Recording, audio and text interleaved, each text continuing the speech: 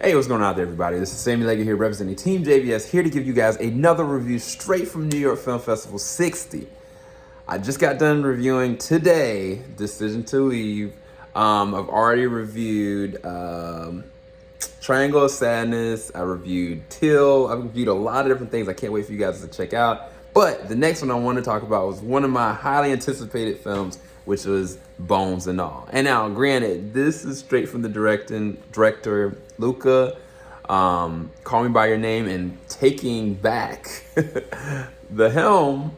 He also, of course, wanted to bring back his star in Timothée Chalamet, and also bringing in Mark Rylance, Taylor Russell, Andre Holland, and Chloe Sevigny. So what did I think about this film? I had no preconceived notions about it at all. I only knew that it was a love story, but it was a very weird one. I had no idea that Taylor Russell's character, Marin, was the main lead.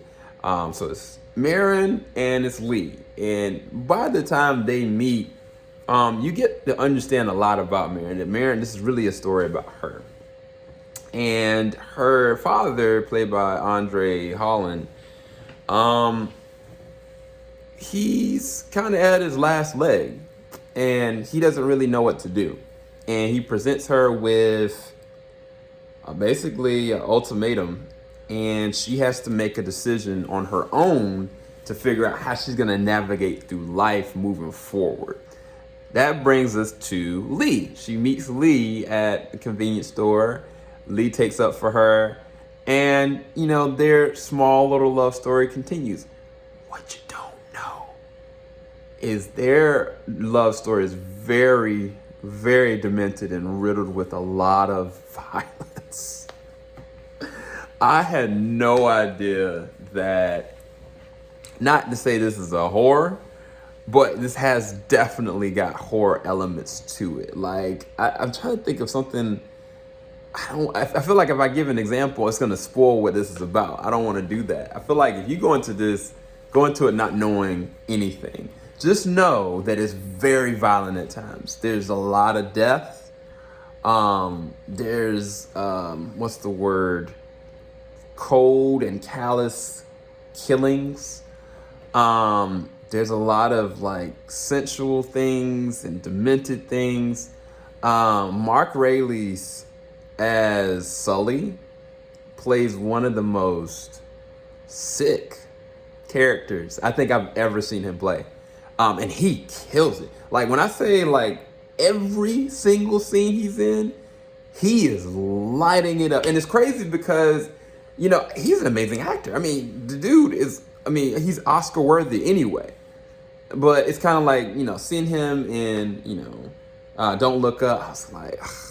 But in this, ooh, he crushes it. Like, he is equally as disgusting, at the times charming, at the times like a kid. Is so weird. Like, he has a lot of scenes with Taylor Russell, Marin, and I commend them as actors, being able to riff off of each other, off of these moments. I think the best example that I can give is think Leonardo DiCaprio and Kerry Washington. I think nobody talks about that because it's a really messed up scene. It's actually with real blood and stuff like that. But that kind of chemistry, those links, best way I can kind of put it, where it's like you have to just be ready for anything. But again, that's crazy to say when you got two amazing actors in Taylor and Timothée. Timothée plays a very interesting character in Lee, in the fact that Lee's got a lot of history. Like, he's got a lot of different problems. And he's got a lot of different things that he's trying to work out when he meets Marin. And their love, or I don't want to say lack of, is built on principles of a lot of danger. There's a very dangerous love story, because both of them are not in a place to be able to harbor or keep any form of love whatsoever. But yet they're trying to do it anyway, which we know that from Romeo and Juliet and stuff like that. But this is very different. By the end of this movie, either you're going to be crying or you're going to be in shock. One or the other. It's not going to be both. It's either you're in shock or you might be in tears, because it's insane. And I'm not just talking about like just the situation. The whole situation is nuts. And I am all the way here for it. It's a very long movie. It's about 2 hours and 10 minutes long. Do I think it could have been cut down? Possibly, because what they do, a lot of the scenes, which they're beautiful scenes, they take moments where they're kind of out, you know, on their own, or taking a long shot with them snuggled up, or one of them's walking down the street, or even they're dealing with like some PTSD. They're having like repressed memories come back, and what that means and how they connect with it. And the other thing that's interesting is I'll give credit to Andre Holland, who plays Marin's father. He's in this quite a bit without being in it, because there's something that he leaves behind for her, and it just kind of recounts who he is for her and what he perceives with everything that's going on. And that's equally as good, because a lot of that is built off of just him acting it out. Like, it's just off of his voice. And I think that he's doing a really good job with that. And I think it was directed really well. Everybody, to me, was directed very well. The transitions were great. The pulled out shots were great. There's some really good scenes in this one. Like, this is really cinematic. It's one of those ones you may want to see in the theaters, but I don't know if you should watch it with just your close friends. Like, that's the other thing. I don't know how to recommend this one.